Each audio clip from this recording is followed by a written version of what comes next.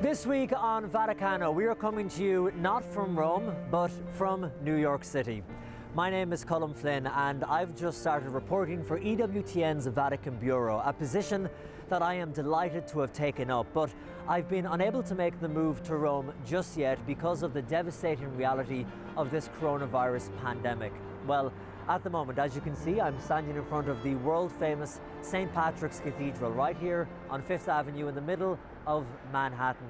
And as you may know, New York has been one of the worst affected regions in the world in terms of this coronavirus crisis. In fact, so serious is the situation that His Holiness Pope Francis called New York's Cardinal Timothy Dolan, expressing concern and offering his prayers for the city and its people. Well, over the next half an hour here in Vaticano, we are going to bring you stories of how the Catholic Church and Catholic individuals across the Big Apple have been responding and helping each other through these extraordinary and very challenging times. For this and more, this Vaticano special from New York City starts now.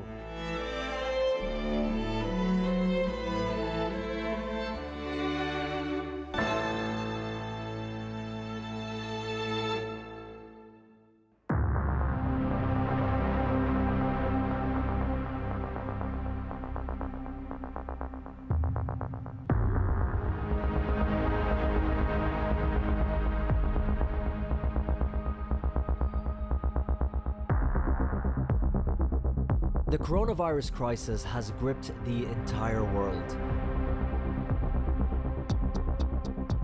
And there are very few places that have escaped its grim reality.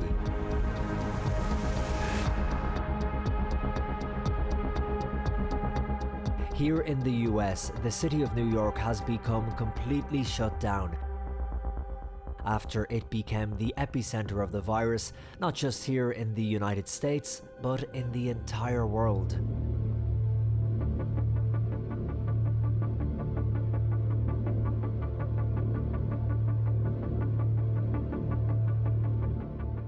The numbers are hard to believe. At the time of taping this program, the number of positive cases in New York State was over 335,000, and the death toll was over an astonishing 21,000 people.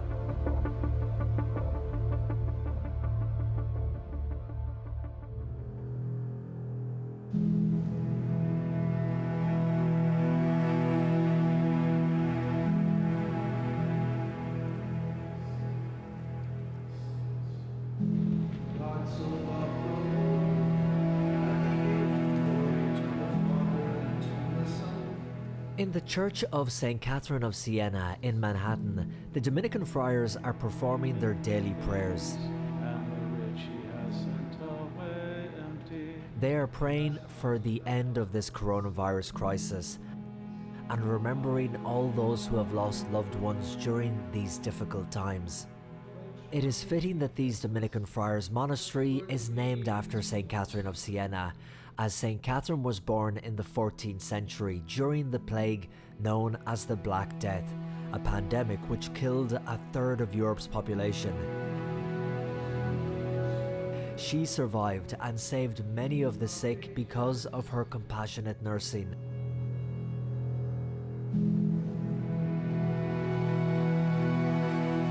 Well, over 670 years later, these friars follow in St. Catherine's footsteps in their outreach to the sick and ministry to the dying during a global pandemic. These brothers have ministries in a number of different New York hospitals where they have been by the sides of coronavirus victims.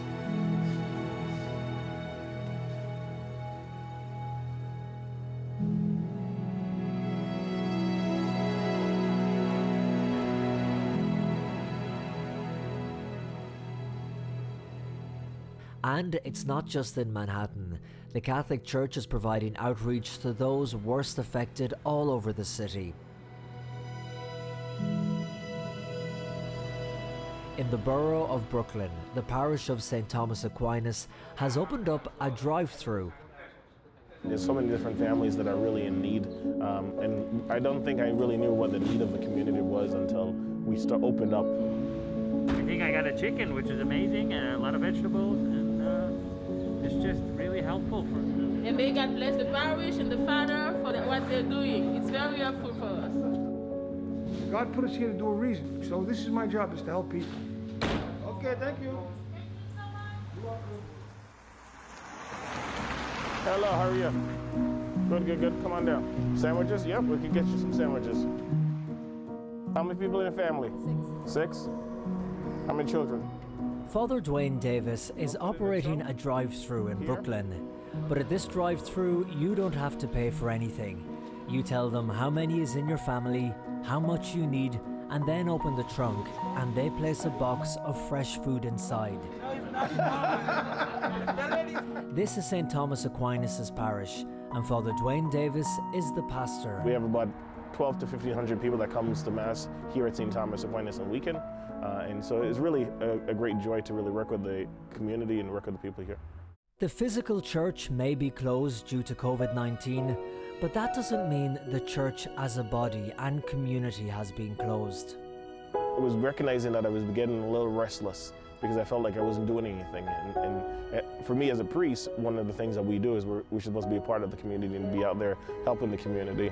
And so this couldn't have come in a better time. Father Dwayne, what's happening here today? So right now here at St. Thomas Aquinas, we started a food pantry. Yesterday, Monday, which was like 4 days in, we got over 300 people in one day. Well, it really says to me that there's a real need, and we believe that it's going to get even greater. Food is donated by local businesses and individuals and then sorted by a team of volunteers from the church who divide the food into different boxes, ready to be placed in cars. There's people out there right now that are really, really hard up for food. You know, we're fortunate enough that we have food. A lot of people out there that don't. Louis Studo is a member of the Knights of Columbus and says the work they do is them putting their faith into action. There's no discrimination. It's open to everybody. You know, there's people here who are 70 years old that come with their car and we just put it in their trunk and they go on their way. To see you give somebody 2 days worth of food and to see the smile that goes on their face, it's worth $1 million. Worth $1 million. Oh, I think I got a chicken, which is amazing, and a lot of vegetables, and it's just really helpful for us all. And it's kindness and it's the Spirit of God. I appreciate it. I lost my job, and then I have Fabian. He can go to the daycare. When you come every day or every 2 days to take this box, it means a lot for the household. And for the people who are too old or too sick to come to the drive-through, younger members of the parish are collecting food for them. And you're getting 6 boxes today. Who are they going to? Different families who don't have a car, so I'm just dropping it off right now. I took it to my friend. She's a family of 4, and she was so excited to receive the food. You know, she lives a little way from me. So I come here, I ask Father permission to have one for me and one for that family, and I take it to the family.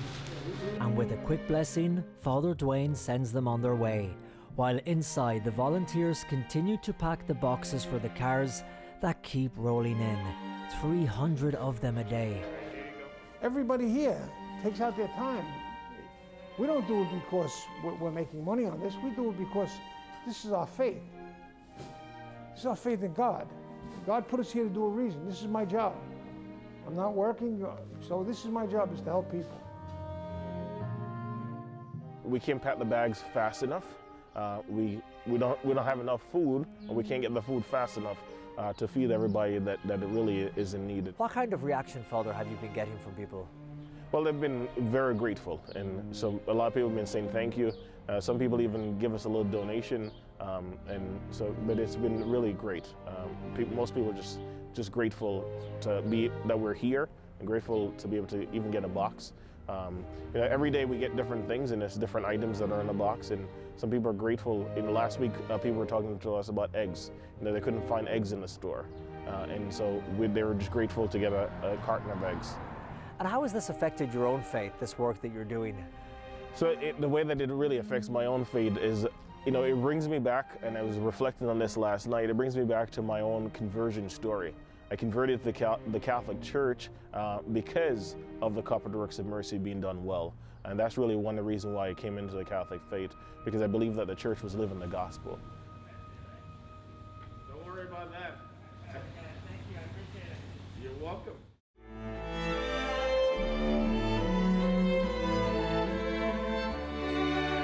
In a few moments, we're going to Pelham, just above the Bronx, to meet an Irish Catholic funeral director who has been overwhelmed by the scale of the virus.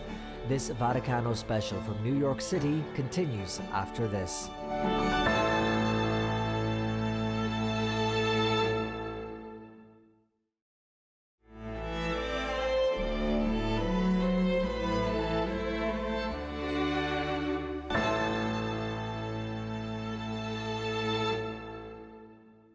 A 1,000 times worse than I expected. Not 100 times.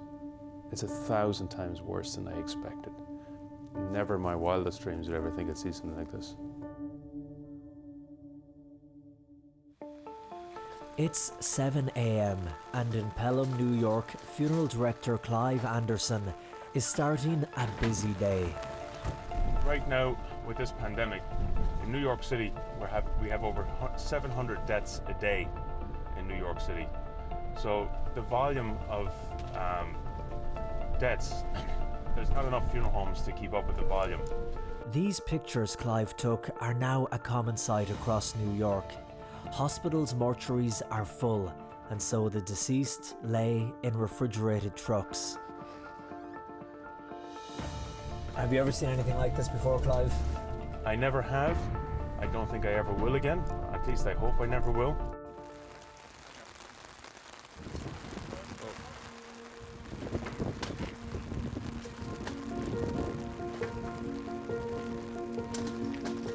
Pelham Funeral Home is a small one, and Clive and his staff are doing the very best they can to handle the volume.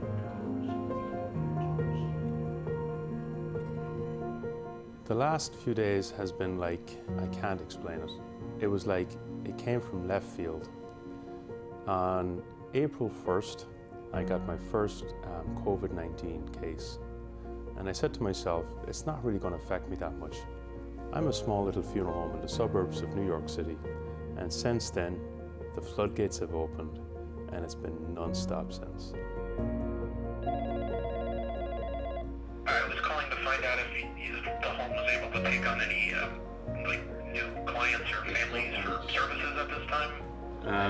Basically, What have the numbers been like, Clive? How many people have been coming in? this time last year, we had probably 3 funerals done for the month. To date, we've done close to 40 funerals in the last 13 days. That's 40 funerals in the last 13 days. That's nearly half our annual volume, and we've done it in 13 days here in Pelham. So the increase is enormous. It's overwhelming. So you're getting calls from people who may have already called 5, 6, 10, 12 funeral homes. Yes, yes. I mean, we're getting calls, we're probably getting about 40 calls a day from people who have called many funeral homes before us.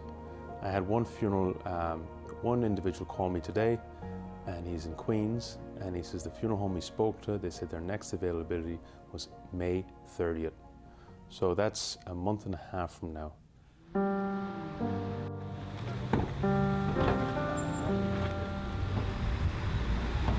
With rules and regulations introduced, there are no funeral masses or religious ceremonies allowed. It's a quick goodbye at the funeral home and then off to the cemetery, where there is a line of hearses already waiting to enter.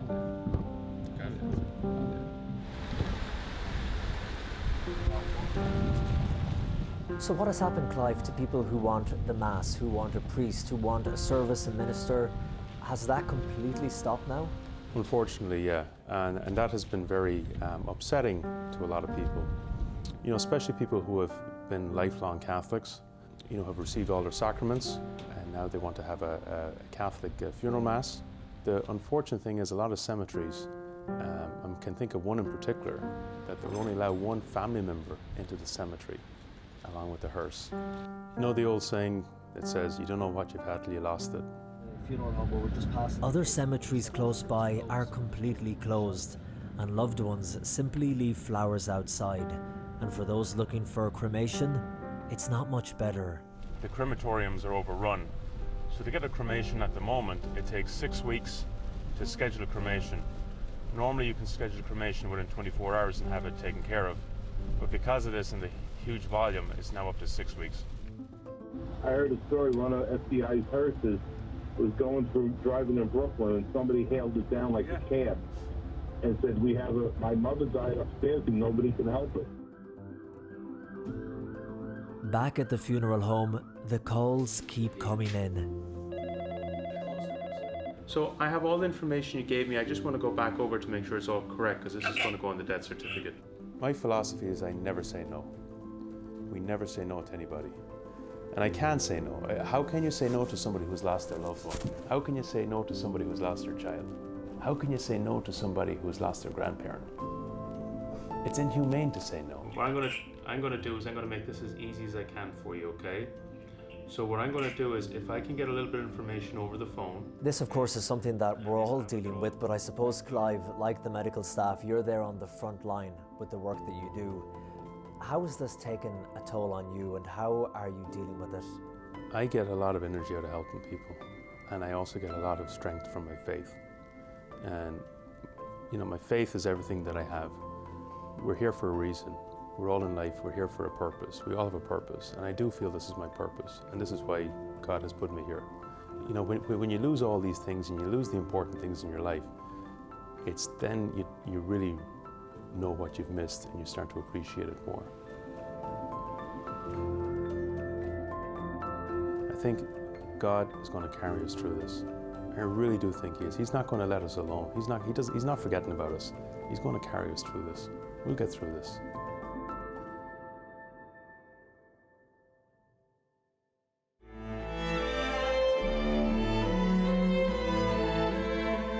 In a few moments, we'll be meeting a Catholic landlord who did something most landlords would never do. I would waive all the rent for the month of April. This Vaticano special from New York City continues after this.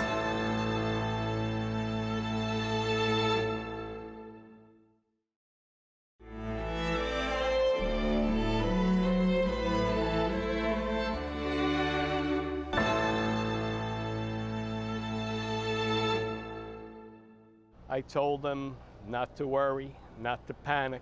We're going through some very tough times with this monster disease. I would waive all the rent for the month of April. I took care of you, young lady. Keep that mask on. Come on, let's go. Paulino. This is Salerno Auto Body Shop in Brooklyn. Would you like a donut? I'm good. And the man in charge is Mario Salerno. I run a mechanic shop, gas station, and an auto body shop. My dad was here since 1959. This is Williamsburg, where I was born. Not only does Mario have this garage here in Williamsburg, but he also owns a lot of properties. I have 80 apartments. I have quite several buildings, close to 200 tenants. You've built up quite an empire. Yes, I built these with my own hands, and you know. And recognizing that so many of his tenants had been hit financially because of the coronavirus, he decided to waive the rent for the month of April. Mario, what made you decide to waive the rent for all your 200 tenants? Because I had a lot of my tenants losing their jobs. I wanted them to have some peace of mind, not to worry about where their next dollar was. As a human, I felt a lot more comfortable making sure that they had food on their table, which several of them didn't, and I felt very honored to tell them that. But presumably you're taking a hard hit on this financially. How much are you losing? We don't want to really bring that issue up. That's irrelevant to the value of a human life, and which I value people's lives. I left a big sign right here on the door. I told, very important, all the tenants, stay safe, help your neighbors, and wash your hands. Most of his tenants are young, and many have recently lost their jobs. It was really wonderful and I really needed it, and it's helping me, and it's going to make it a lot easier and a lot better. I'm a lot less stressed out. Mario is like one of the genuinely nicest people I've ever met. Is it a help at a time like this? For everybody. For everybody, yeah. This is the main office. This is where I have my shrine and where I pray.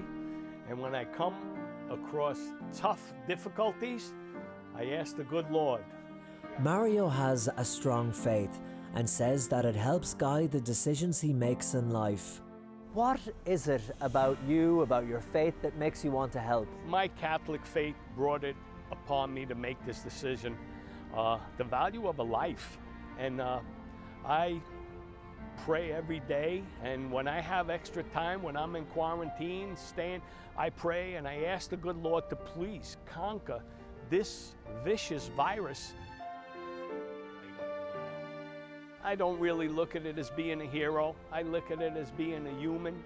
So if I could make it easier on someone's life, just pass it on. Put it back to work. From one day, she lives in my other building right there. Mario's selfless act as a landlord is sure to hit him financially, but he says if it helps his tenants, he really doesn't mind. It's a kind act, and for many, needed now more than ever.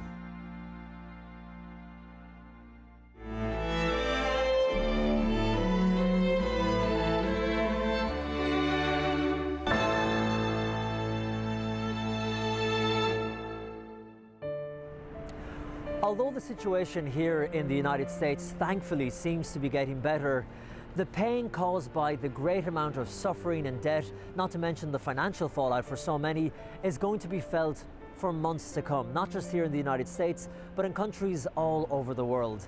But as you've seen in this Vaticano special, the Catholic Church and Catholic individuals have been doing their part to try and ease the suffering in any way they can, and will continue to do so, putting their faith into action. We hope that you and your loved ones are safe, whether you're watching here in the United States, back in Rome, or anywhere in the world. Until next time, from me, Colm Flynn, God bless, and thank you for watching Vaticano.